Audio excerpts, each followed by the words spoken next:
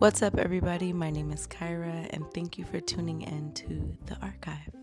Today, we are talking about the one and the only Mr. D'Angelo.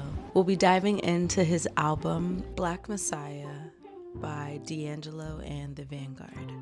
D'Angelo is a generational artist whose work exists outside of the normal industry cycles or the normal pressures that come with doing it how the billboards want it. D'Angelo was truly a special man. His impact on communities truly withstand the tests of times. Some artists experience longevity through performing consistently and putting out albums consistently, but D'Angelo was super different. He didn't always put out music, or he didn't really talk to us much as his fans. So he truly was something special, someone special. And today I want to deep dive into this particular album called Black Messiah. But before we talk about Black Messiah specifically, I want to just dive into a little bit of history before Black Messiah came out. D'Angelo, as I said before, didn't put out a lot of different albums.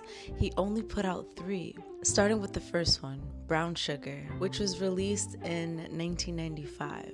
This album was church meets hip hop. It was very youthful, very groovy, very sexy, very fun.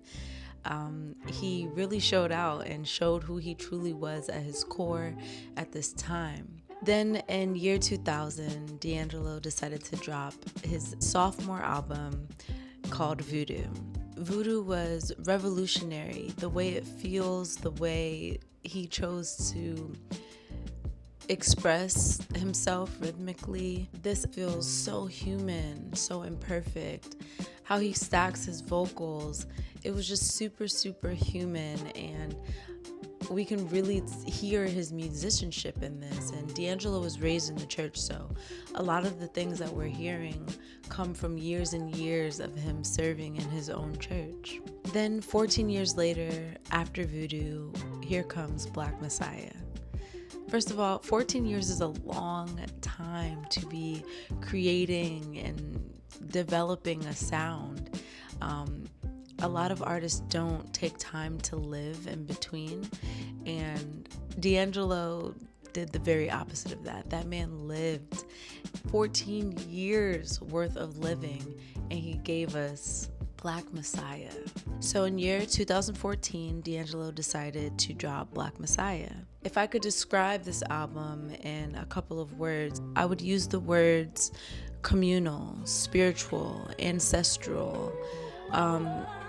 This was a Black AF album, y'all, and it still is. And truly, I discovered it at a very later time after 2014. And I don't think it was because I wasn't necessarily paying attention to music, but D'Angelo didn't drop for radio or for streaming, or he really dropped music and released music for his people, for the culture. And a lot of times our attention isn't focused on the culture, it's focused on so many other things, especially in America. And I believe D'Angelo's albums are the type of albums that come to you when you're ready for them. So I'm so grateful that I'm ready now. Let's get into it. So D'Angelo and the Vanguard is the name on the album, and doing my research, I'm like, okay, who's the Vanguard? Is it Raphael Sadiq? Is it, just trying to name some of the people that were around him. And actually, Vanguard wasn't essentially a band. The Vanguard is essentially this album's identity. Rather than centering D'Angelo as a soloist, the record is actually built like a band document, because it actually feels like a rehearsal or just a couple of friends creating in the moment. It doesn't necessarily, or it isn't necessarily a specific group of people who only these people are, a part of this band for years upon years upon years upon years. These are D'Angelo's closest friends, closest colleagues, who are so excellent at what they do and bring that excellence to what he does. This album was D'Angelo returning with his people. And of course, we can't ignore or not describe or not compare this comeback, this return to the one and only Jesus Christ, the Messiah. And I think this was just so cool, bringing his roots from the church into who he was then in 2014, or over those years, over those 14 years, him coming back and bringing something that would feed the people. So in December 2014, D'Angelo releases this album, and when you're in America, there's always some sort of protest because we have free speech, and also because of the roots within our country, things can get very dicey and uncomfortable, especially in the art, because we have to address things that are real in our country. And D'Angelo puts this album out, and he's speaking on topics like police brutality and global conversations about Black identity, and also how you can be so hungry for your art, but that doesn't sanitize the pain that you may feel being a Black American. And though most of this music was written earlier, before 2014, it still stands the test of times. And this is why I like to say that Black Messiah isn't just a man. As we connect it to a more religious connection, relational connection, Jesus Christ, but this is an actual movement. The Black Messiah, D'Angelo created a movement, continued a movement. Wrote about a movement, expressed a movement. Let's get into this cover art. So here we have the cover, D'Angelo in the vanguard, Black Messiah. We have the fists, and then some open hands. This is really giving like civil rights movement, especially the color, the grit, the black and white. It's giving a lot of photos that we've seen from the past during protests. Then on the back, we have the breakdown of the song list. So we have side A, side B, side C, and side D. It's about three songs on side A, two songs on side B, 3 songs on side C, and 4 songs on side D, produced by D'Angelo. And then the inside, we have a photo, beautiful photo of D'Angelo, which he is a beautiful man. And then we have this quote: "Perpetrators beware, say a prayer if you dare, for the believers with a faith at the size of a seed enough to be redeemed, relegated to bound by the way of the deceivers." And then we have the liner notes. First of all, this reminds me of Jimi Hendrix, like First Look, and that was a big inspiration to him.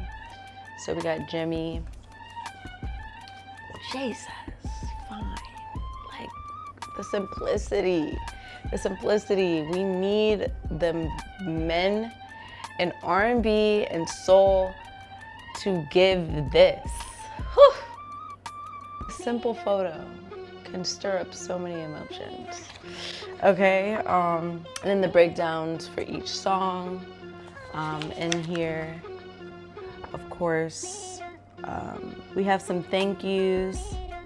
Questlove appears. It says Questlove appears courtesy of Def Jam Records. Photograph or photography by Baron Claiborne. Live photography by Karine Bijlisma. Digitalism. No digital plugins of any kind were used in this recording. That's so cool. Oh, that just inspired me. That inspired me. This is super amazing. It's beautiful. It's beautiful. He's so gorgeous. Oh my gosh. So gorgeous. So the cover shows raised black fists, very grainy.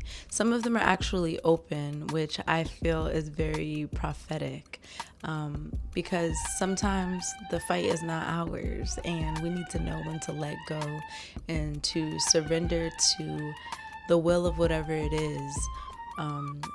Yes, we can speak out, but that doesn't mean our fists have to be clenched, you know? And the choice of energy aligns with the lyrics and the music, the civil rights alignment, protests, collective resistance, even as they sit in a room and collectively record this music with no digital connections or digital additives musically. D'Angelo released this record with RCA Records, but under extremely unusual artist conditions, of course. Despite being on a major label, this album avoids radio-friendly mixing, buries vocals intentionally, and it resists that clean commercial polish. He was able to distribute in a major way, but to keep the spirit of an independent artist. So inspirational and just like badass.